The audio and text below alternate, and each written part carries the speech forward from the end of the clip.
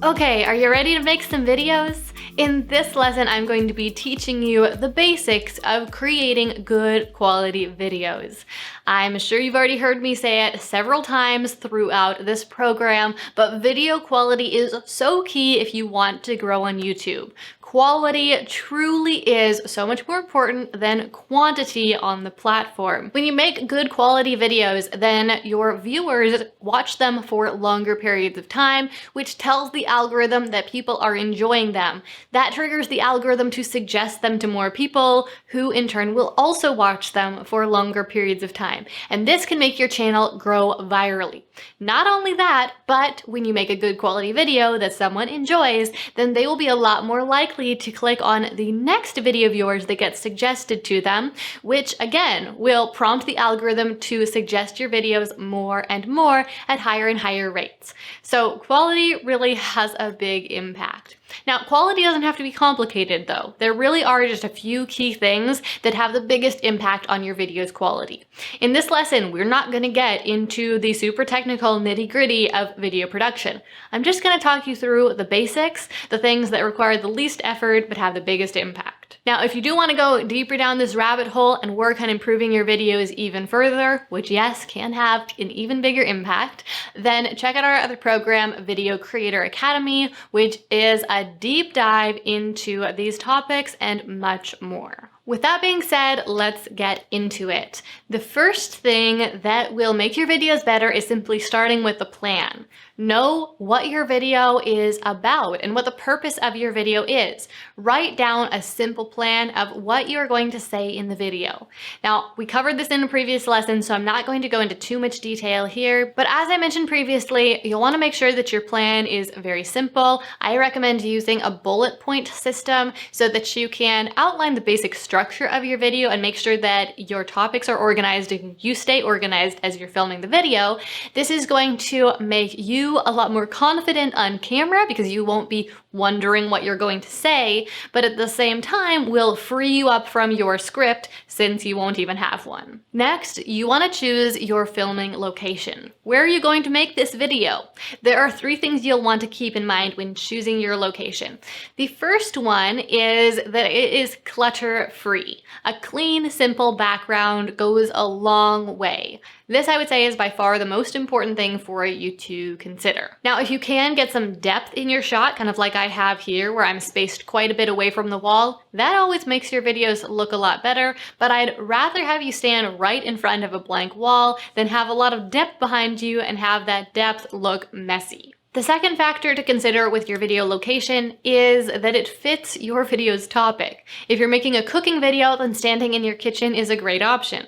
On the other hand, if you're an attorney and you're making a video about some aspect of the law, then standing in your kitchen would be a pretty terrible option. Similarly, I don't really want to see you sitting in a corporate office if you're making videos about gardening, or sitting outside if you're making videos for high-level executives. So just make sure that whatever the setting is really setting the right stage for the video that you're trying to create and will appeal to your target audience and will position you as the person you want to be in this video. Do you want to be an expert, or are you just trying to relate as a friend? The last but definitely not least thing to consider when you are choosing your video's location is the lighting. Lighting is probably the #1 thing that will impact how clear and nice the actual quality of your video footage will look. Even more, oftentimes, than the quality of your camera. And especially if you're shooting your videos on a phone or a low-cost camera, then lighting is going to have a very dramatic impact. More professional cameras have bigger sensors in them, and so they do better in lower light situations. But if you are shooting on a more entry-level camera option or your phone, then you'll want to make sure that you are sitting right in front of a big window, or that you have a light that you can shine directly towards your face to really light up your face, that your background can be well lit, or can have some nice moody lighting if that's what you're going for.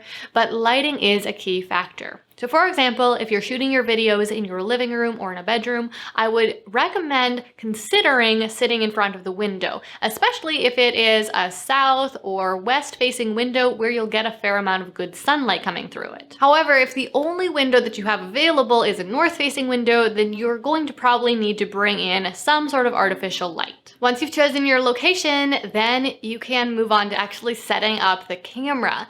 Now, of course, this is going to depend a lot based on what camera you have, but you're probably going to want to set it up on a tripod so that it can be the right height and be stable. Now, if you're on a tight budget and you don't have a tripod available, that's okay. You can use something like a bookcase, prop it up on the bookcase, or you can consider sitting on the floor and setting your camera on top of a table or something like that. There are definitely always options, so I'm sure you can find something that will work for you. Then, of course, you're going to turn your camera on, and if you're using something other than your phone, then your camera is probably going to have the option between an automatic mode and a manual mode. If these are your first videos and you've never shot a video before, or you've only ever shot on like a point and shoot or your phone or something like that, I'd recommend just going for the automatic option because that will make this process a lot easier.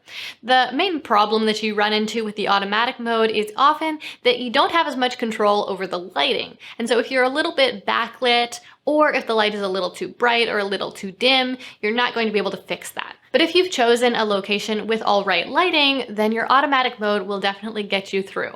In fact, here's a little secret. When I was starting my YouTube channel, I used the automatic mode on my camera for the first 2 years. I made 1 to 2 videos every single week for 2 years with my camera on the automatic mode. Now, I definitely waited a bit too long to switch to manual because when I finally did, I was just blown away by how much more control I had and how much easier it was to make my videos.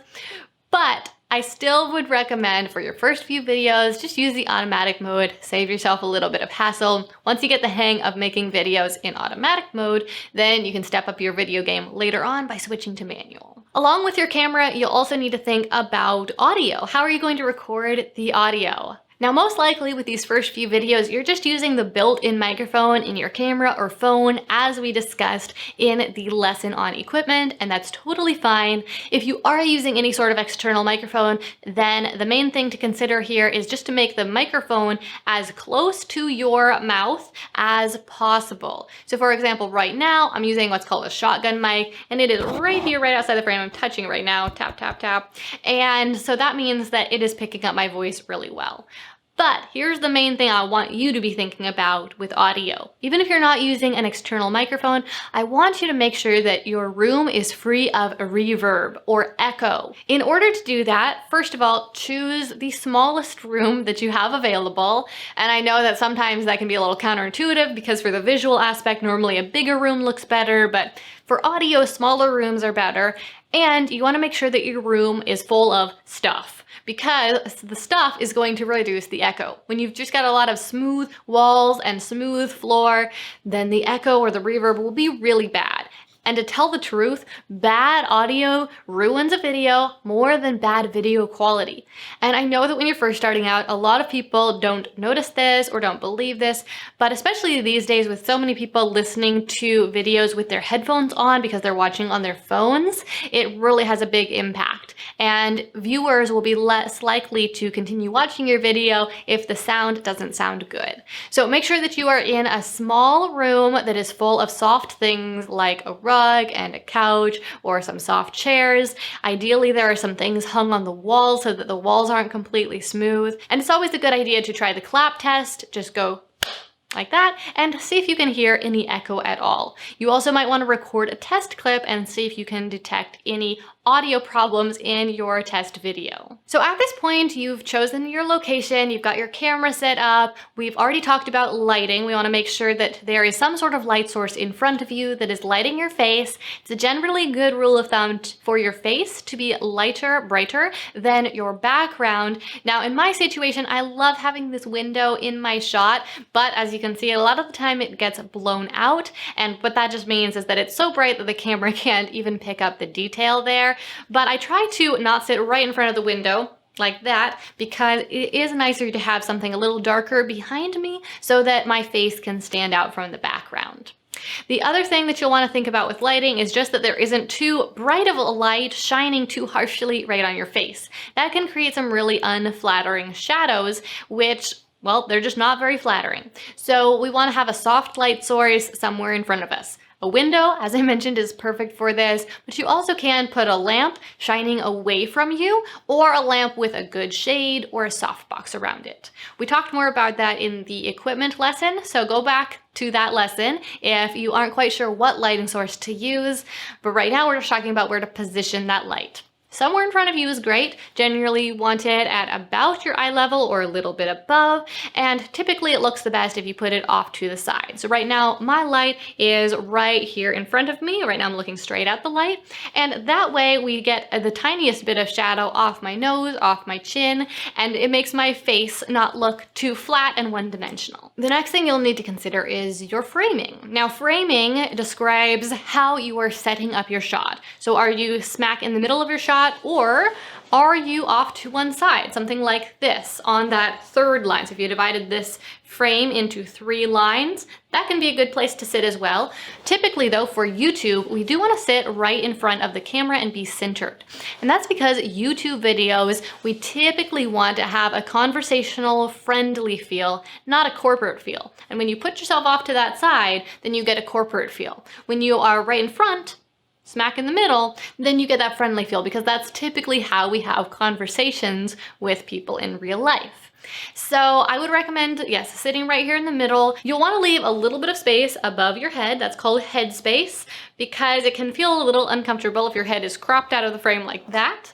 And then you can decide how much of your body you want to show, whether you want, to see all the way down to your waist or your hips, or if you want to only see something like down to your shoulders. I would not recommend being so close to the camera that your face ends up right in front of it like this and is just kind of like filling up the entire frame. It's just a little bit uncomfortably close. We want to keep this about the distance that you would be standing away from someone to have a conversation with them, unless you're trying to make really corporate style professional type videos, in which case you typically want to be seated a bit further away from the person who is speaking. One last thing I'll mention here about framing, and that is, where in the frame should your head be? Should it be near the middle of your frame, or should it be all the way up at the top? Typically, we want it on the third line. So if you were to divide your frame into 3 lines, 3 sections like this, you want your face on that third line. Again, not really centered, because then you've just got this dead space above your head that isn't doing anything. We want to just see a little bit more of your body instead. And we also don't want it, again, too high. Don't get too caught up here in all these technical specific specifications I'm giving you. The main goal, and just keep this in mind, is for the video to feel like you are talking to a real person. So we want you to be about the distance that you'd be if you were talking to a real person. We want you to be at about eye level with the person you're talking to. That's the main goal here. And so you can experiment with your framing and just try to keep that in mind and make your videos look as natural in that way as possible. Before you're ready to actually hit record, you'll need to think about your camera settings for just a minute.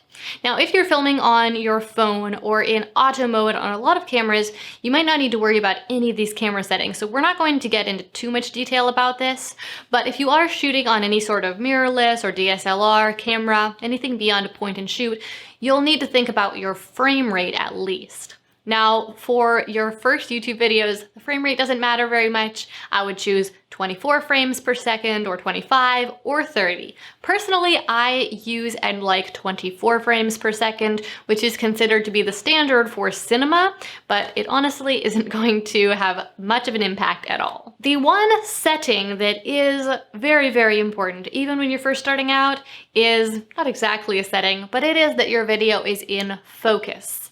We've all seen a video that is out of focus. We know what that looks like. But sometimes when you're making your first videos and you're thinking about a million other things, you can forget about focus, or you can struggle to get the focus, or you can just not think about it at all. And then later on you're watching it and you're like, it doesn't look as clear as it should be.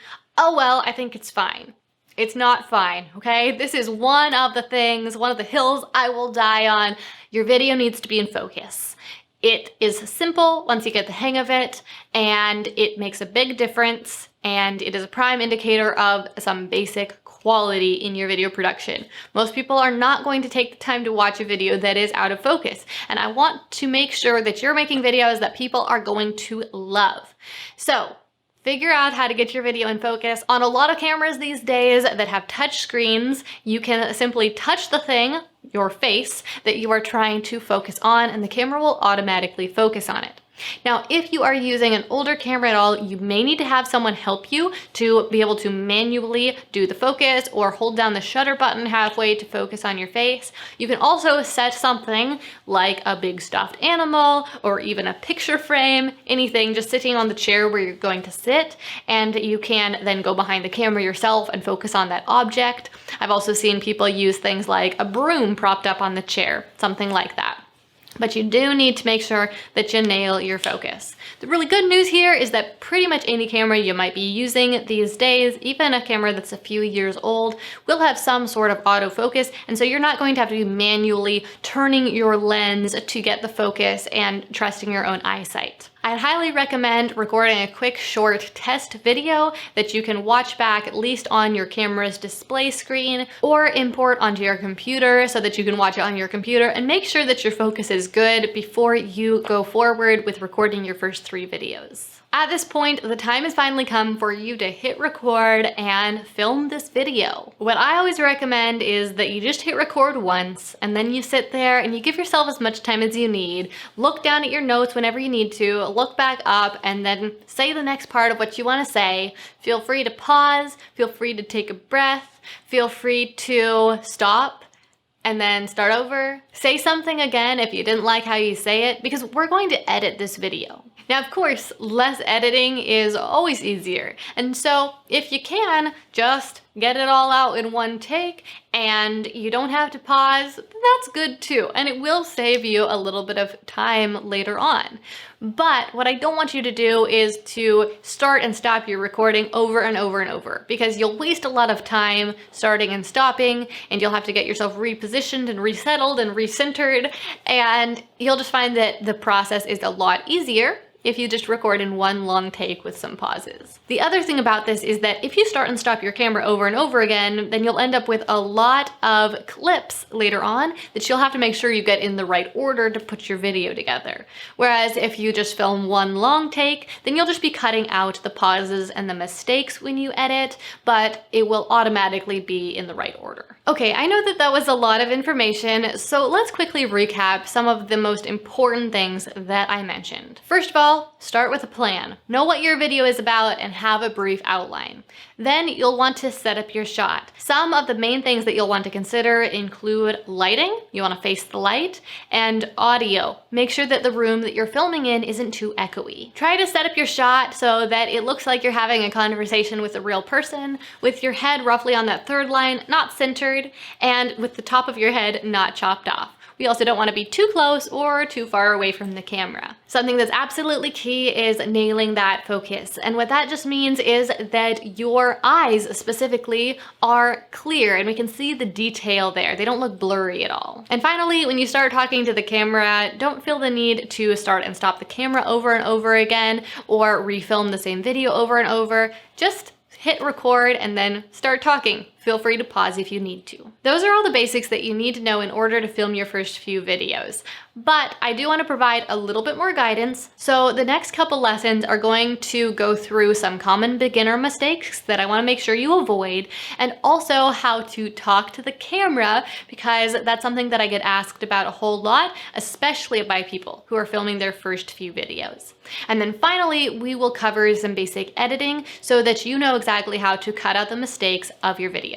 As you grow through your YouTube journey and you make more and more videos and you're reaching higher numbers of subscribers, you will be ready to take your videos up to the next level. Now, in the next phase of this program, I will teach you some additional tips for improving your videos further. But as I mentioned earlier on, if you want to really deep dive into this topic and you want to emphasize making amazing quality videos right from the start, then Video Creator Academy is the program for you. We will leave a button below if you would like to learn more about that program and join us there. To wrap this all up, let's talk about your assignment for this lesson. Your assignment is to film your first video video. However, you can wait to do this until you have completed the lessons on common mistakes to avoid, and even after watching the lesson on editing, if you want to more fully understand the process before you jump into this. I would, however, recommend that you film one video and then edit it before filming your second video, because most likely when you go through the editing process and you are actually watching back your video footage, you'll notice some things that you want to improve before filming your next video. For example, you might notice that your lighting wasn't bright enough, or that it was too bright, or that the room was a little bit more echoey than you thought, or that you want to position yourself higher up or lower down in the frame. And you'll only notice those things when you're actually working with the footage. So what I'd recommend you do right now is move along to the next lesson, learn those common beginner mistakes, and then film your first video.